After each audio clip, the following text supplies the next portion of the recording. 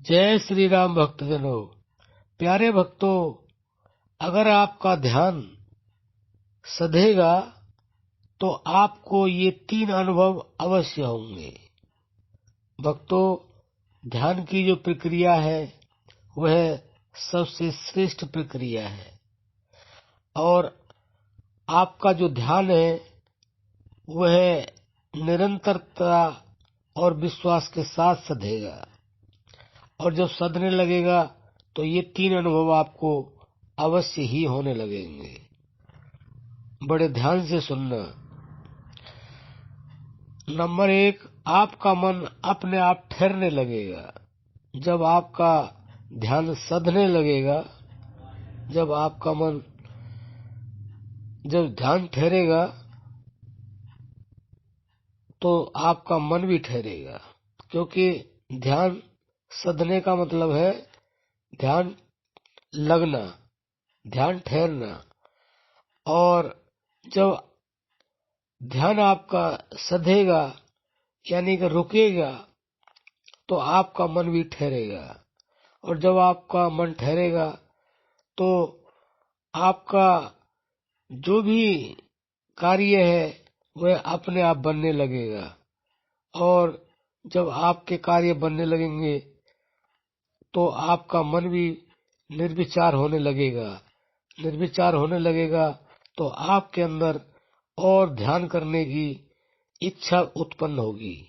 तो प्यारे भक्तों, आपका जो मन है वह जब ठहरने लगेगा तो आपको वह प्राप्त होगा जो आपकी कल्पना से परे है।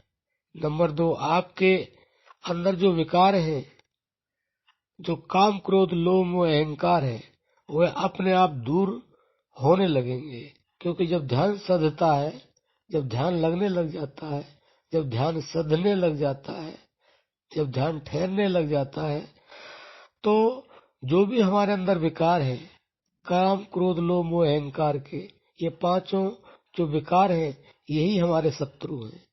यह अपने आप दूर होने लग जाते हैं, इनको दूर करने की आवश्यकता नहीं होती है, क्योंकि ध्यान की प्रक्रिया ही ऐसी है।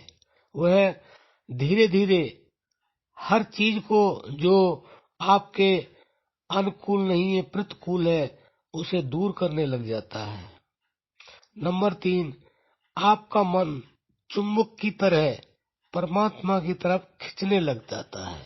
यह सबसे बहुत ही बड़ी प्रक्रिया है कि जब आपका ध्यान सधने लगेगा, ध्यान पूरी तरह से जुड़ने लगेगा तो आपका मन परमात्मा की तरफ चुंबक की तरह खींचने लगेगा। जैसे चुंबक होती है वह लोहे से चिपक जाती है, ऐसे ही आपका जो मन है वह चुंबक की तरह से परमात्मा से जुड़ने लग जाएगा, परमात्मा से एकाग्र होने लग जाएगा। तो भक्तों, आप अपने ध्यान को साधने का प्रयास करें और अगर आपने ध्यान को साध लिया, ध्यान को एकाग्र कर लिया तो आपको वह प्राप्त होगा जो वाणी से परे है। तो भक्तों, आप समझ गए होंगे आप ध्यान किस तरह करते हैं, लेकिन एक चीज का जरूर ध्यान रखें। हम हर वीडियो में बताते हैं कि कोई भी प्रक्रिया करें, आप किसी भी क्षेत्र के लिए करें तो आप निरंतरता और विश्वास का जरूर ध्यान रखें। अगर 2 चीज ये नहीं है तो समझ लो कुछ भी नहीं है।